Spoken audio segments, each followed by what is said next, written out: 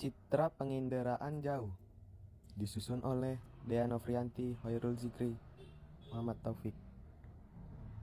Selamat siang dan selamat sejahtera untuk seluruh hadirin yang terhormat. Kami sebagai kelompok tersayang hari ini dengan senang hati akan berbagi hasil penelitian dan pemahaman kami tentang topik yang telah diberikan. Sebelum kita memulai, izinkan kami untuk mengucapkan terima kasih kepada guru pembimbing, Ibu Yurni, atas bimbingan serta kesempatan ini. Sebagai pengantar, perkenalkan saya memperkenalkan diri.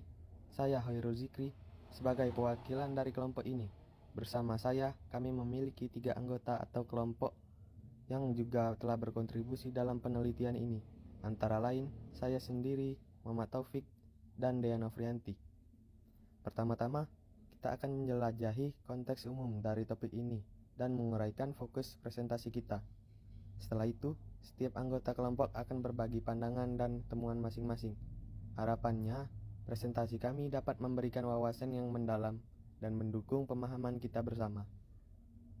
Tujuan dan manfaat citra penginderaan jauh.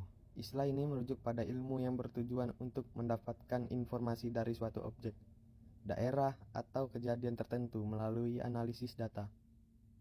Citra penginderaan jauh dipelajari dalam ilmu geografi dan telah diaplikasikan dalam kehidupan sehari-hari untuk memudahkan aktivitas manusia.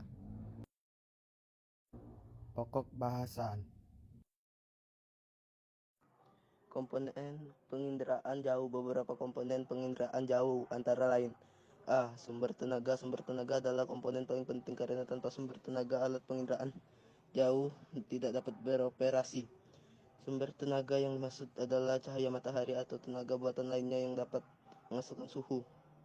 Atmosfer penghasilan beberapa molekul seperti oksigen, karbon dioksida, hidrogen, nitrogen, dan lainnya. Molekul-molekul ini dapat mempengaruhi kinerja dari alat penginderaan jauh dalam menyerap seberapa banyak sumber tenaga.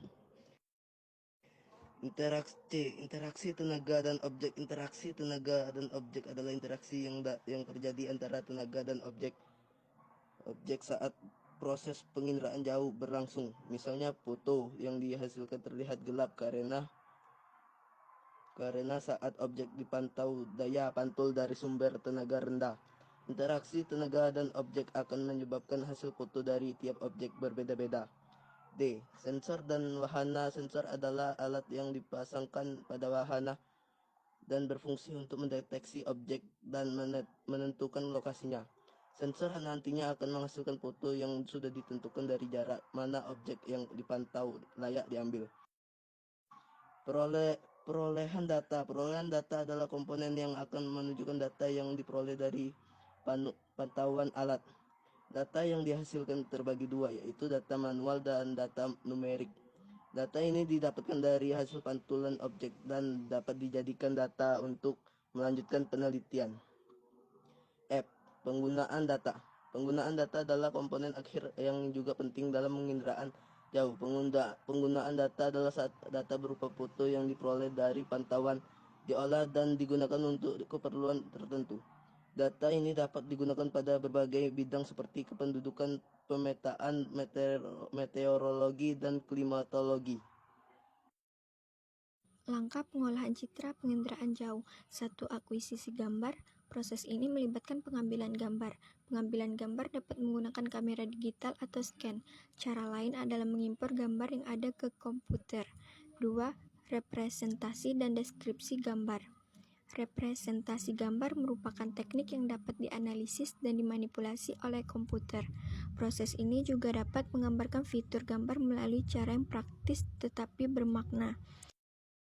3. Analisis gambar.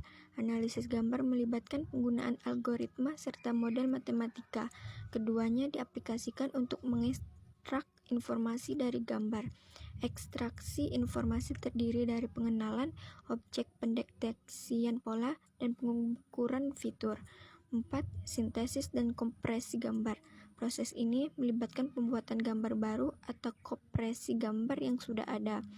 Proses ini berfungsi untuk mengurangi persyaratan penyimpanan dan transmisi. Ciri-ciri objek pada citra penginderaan jauh antara lain yaitu Pertama, berbentuk persegi atau persegi panjang. Yang kedua, pola teratur. Dan yang ketiga, tekstur halus.